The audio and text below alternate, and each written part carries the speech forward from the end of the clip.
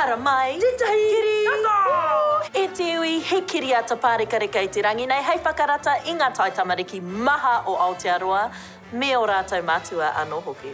Kia mohe mai koutou ko Rihana, tētahi o ngā reo i roto i te kiriata nei. Ko ai te kiripuaki? Ko te! O ia tētahi o ngā kiripuaki matua. Nō reira, hea te kiriata o te rangi nei? Ko hau tirohia. I te taenga mai o ngā booth ki a papatua nuku, he ui manene e whai ana i tētahi kāinga hau. Mai i tēnei ka hunuku ngā booth i ngā tāngata ki tētahi o ngā aorangi. Engari, ka oma atu a tip. If you do not let me go, then I will shoot forth the lasers from my eyeballs. You can do that?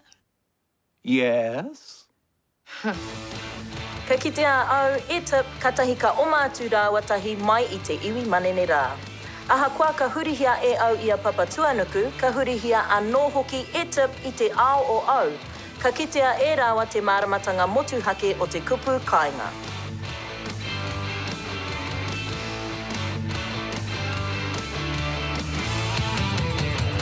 Ara e te iwi koira te kiriata o te rangi nei ara ko hau, nā reira e mara, he hanga whakatau o tira ngā ta tauranga mo tēnei kiriata.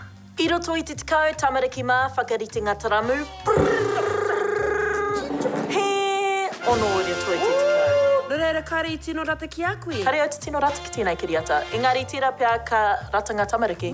Nā reira haere ki te mātakitaki. Kua otinga mahi i tēnei wā, i runga i te wāhanga o... Haramai Tētahi Kiriata! Kiriata! Kiriata!